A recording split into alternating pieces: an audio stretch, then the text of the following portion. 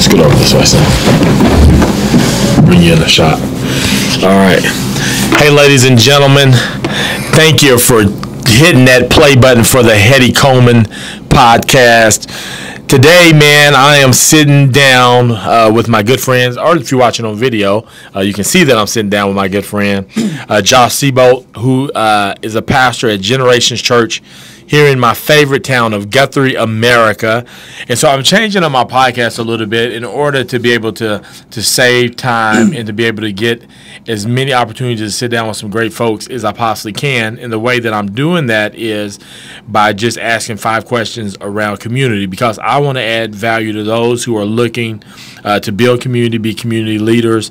And so today I asked Josh to tell a little bit about community. Well, he's going to answer these 5 questions for me. And so do the best he can. But I'm going to let Josh share a little bit about who he is and tell a little bit of his backstory. Awesome. Man, I'm excited to do this. I pastor Generations Church in the greatest town in America. Yes. Guthrie. Come on. Guthrie. I've been the pastor here 3 years. I got a wife who is like way above my head. Awesome. Yes. And intelligence, looks. Pretty much every bar you could set, she's there. I got an 8-year-old who's about to turn 9. I got a 3-year-old, 2-year-old. They're crazy. They're absolutely crazy, all of them. But they're awesome. I love Guthrie, man. I love Guthrie. My background is I was got saved kind of in college. 19 years old. I think maybe 18, 19 years old. Didn't live for the Lord at all up to that point. And then got saved and just didn't want to do anything else besides ministry. Of course, that didn't happen. I was in the business. I did a little ministry. Then I was in the business world for, 6, 7 years, and then went back into ministry. And so, anyways, it's a long story, but God's taking us on a journey, and life is really good right now. Tell them how you ended up in Guthrie, America. My wife and I had a ministry where we helped rural churches and rural pastors. And so the pastor that was here asked us to come preach at this church. And we didn't live very far from the church, so we did. And the first Sunday we came here, it was just a regular church service. If you don't know what I mean by that, it's like there was nothing I could point home to, Yeah. Just a regular church service. My wife was out of town. She wasn't with me. And I preached and got done, and we were headed to lunch, and I was pulling out the front parking lot. And I've had this happen a few times in my life, but only a few times, where, of course, the Holy Spirit lives inside of us. We feel the Holy Spirit. But in that moment, I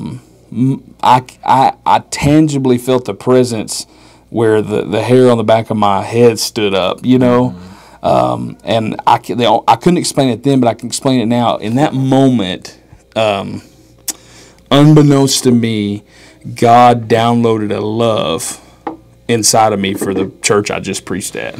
To the point where as I was leaving, I didn't want to leave. I just, wanted to stay. I just had a love for these people. And so I immediately called my wife and I said, hey, listen, I don't know what's going on, but I love these people. I love them. And so the church kept inviting me back to preach about every 3 months over the next generations. Yeah, I would preach at a lot of other churches, but about every 3 months I'd come back to Generations. And about halfway through that, 6 months into that, I'd been there about 3 times. And quite honestly, I wanted it to stop. Because every time I came here, I got this deep burden for the people of Generations Church and just was falling in love with them. To the point where I thought in my head, maybe I'm going to pastor them one day, but then I thought I don't have a desire to be a pastor. I loved what I was doing, and they already had a pastor, so that didn't work well either, So that went on for about over a year, really. And one day the pastor took me to lunch and said, hey, I'd like you to succeed me and be pastor here. And I realized then that God had just been working on it for a year. So I was madly in love with the people before I ever became their pastor, And quickly fell in love with the community. Loved, just it's easy the community to fall in love with, and just incredible people. So. That's good. So I want people to be able to walk away if they're watching this video, listen on the podcast. I'm hoping that people who really are interested in building community will begin to kind of be able to listen in as I ask people like yourself who who are doing some really cool stuff in the community. Just a few questions around it. So, first of all, like, what does community mean to you? I think I'm still figuring that out. Like, I came from a town. I grew up in a town of about 35,000 people. Okay. And I felt like it was very community-driven because I knew a lot of people. And my parents knew a lot of people. My grandparents, so you know a lot of people.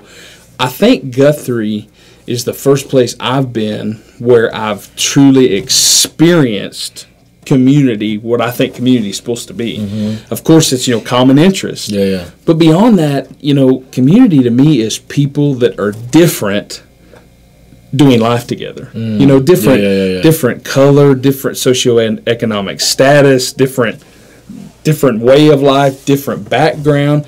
And you see a lot of that in Guthrie. You see people that, have financial resources with people that don't have financial resources. You see the church is very unified in Guthrie. People that believe this way are unified with people that believe this way. So I think community is, hey, we share this common interest of where we live and where we do life. But beyond that, I think it's a bunch of people that are different doing life together. Yeah. How do you go about building community? Like, I hear you saying, like, it's already kind of happening. Yeah. Is there a way that you are intentionally trying to help continue to cultivate that since it's already kind of there? Do you mean like in my church setting? In your church, just in your community, or just beyond the church? Is there anything that you're doing to it may just be one, like, how can we give the people who are listening maybe one specific thing that you're doing? In our church setting, I'll give you community setting too, but in our church setting, we try to cultivate, and this was happened before I got here, a family. So we truly believe that we are absolutely 100% family. Mm-hmm. I mean, I love these people like, brothers, sisters, parents, and they love other people here like that. So we continually create opportunities to be family. We eat together all the time. We do events together all the time. Everything we do in our church, number one is reaching the lost, but number two is once they get here, how do we create family? Mm-hmm. How do we do life together? How do we go to places together? How do we have meals together? How can this be what people look forward to? Because inevitably, in any setting, you're going to have a lot of people that don't have a family. Yeah. And we have people like that here where their family is Generations Church. I think beyond the church, I've really learned from you how important it is for the church to be outside of the four walls building the community it's in. And we do that with just being involved. Yeah. That doesn't necessarily mean it has to be money, although I think that helps. Yeah. I think anytime you can disperse resources to the community, which is what we're really trying to do right now, I think that shows buy-in. Mm-hmm. And if you buy in, if churches buy into their communities, churches can shape their communities. Yeah. If we're not bought in, we can't shape it, Sure. So I would just say buy in, whether that's financially, physically, emotionally, be at community events, whether they're church events or not, sponsor community events that don't have anything to do with you. Yeah. If it's underwater basket weaving championship, whatever it is, just do it, just do it. Just be a part of it. Just be a part of it. Yeah. What makes a great community leader? Like, what are some things that you would say, man, they're rocking it out as a leader in our community? Yeah. The Bible says love God, love people. Mm-hmm. And just from a spiritual point of view, if you can figure that out, you can be a great community leader. But beyond that, man, the greatest community leaders I see are people that they know how to manage the people's attitudes. They know how to manage people's perceptions. They know how to go into a divisive situation and turn it around.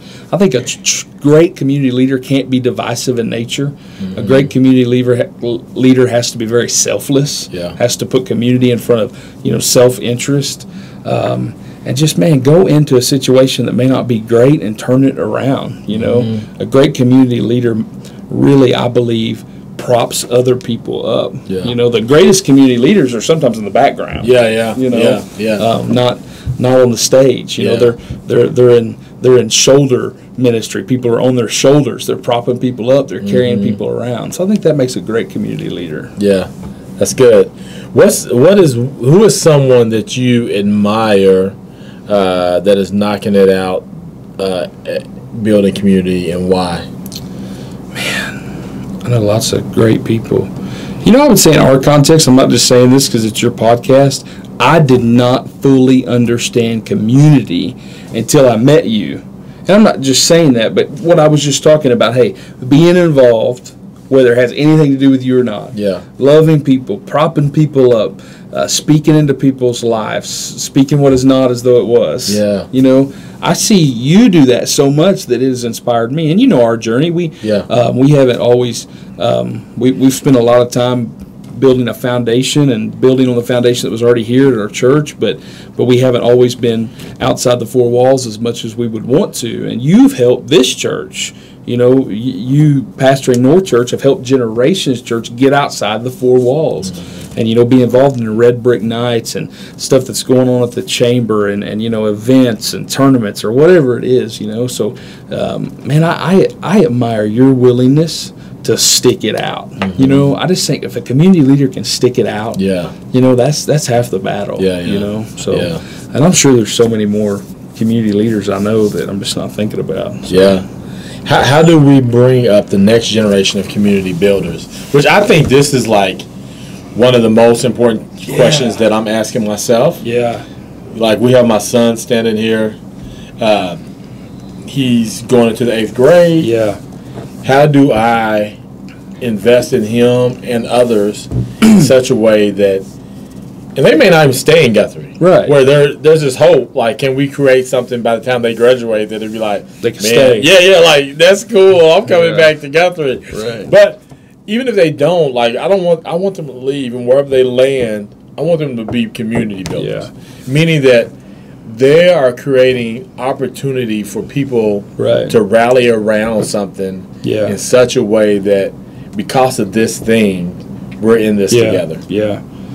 I mean, it's so crucial. I mean, you can do everything you can to build a community, but if you don't pass it off to the next generation, it's almost in vain. You know, I think about like in the Bible, Elijah, you know, passed his mantle on to Elisha, and you know we read in the Bible that Elisha asked for a double portion. You know, I want to do bigger and better things, and then we see recorded pretty much exactly double the miracles in Elisha's ministry. But, and people love that story. Elijah passes his mantle to Elisha.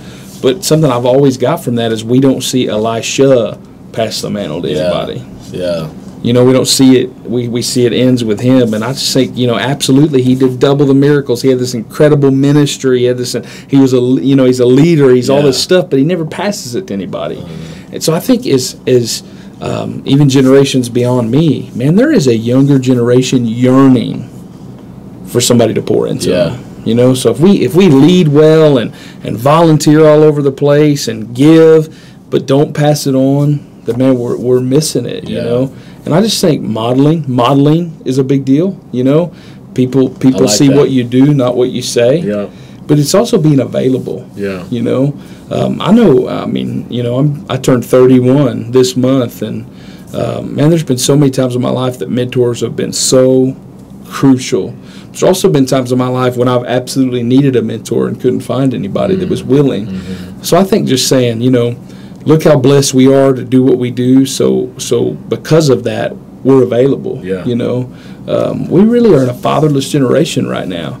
You know, I believe millennials and the generation after millennials, I don't know if they're yearning for friends as much as they're yearning for spiritual fathers, you know. And so I think being available, realizing that it's not about you, you know, it's about the next generation, and listening, just as much as you talk, you know, the next generation needs somebody to listen to. So if we just model community, we model community before self, I mean, they're going to pick up on that, you know. They see what we do, they see how we act, and actions matter, you know. You know, you're a leader and you're a pastor of a church. How are you going about taking those young people and sort of incorporate? Like, when do you start saying, you know what, I know they're only 16, but I'm going to let them lead the whole team? You know, like, when is it, and I want some older person just to guide them, mentor them, champion them, and becoming this person. I don't know if I know the answer to that, and honestly, I don't think we do a great job of it. I think that that's where a lot of, whether it be, you know, churches, groups fall short, is we're okay with, young people following us, but we're not okay with them taking the lead. You know, something that I know at our church, our leaders have done really well is using teenage people, to do jobs you wouldn't really usually see, whether it be in our G Kids ministry, where we have teenagers that lead a section of that ministry. We do teaching, we do activities, we do, the snacks, which I guess is probably the kids' favorite. But anyway, we have teenagers that lead those sections, on Sundays. We have teenagers that run our media, we have a teenager right now that's about to leave for college, and he runs the video, and so, I know for us, we got to do a lot better job of plugging them in earlier, and giving them ownership earlier.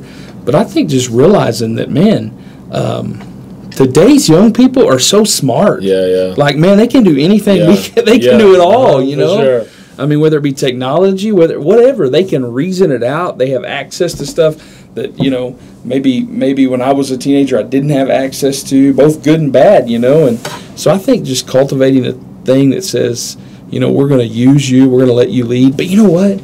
Also,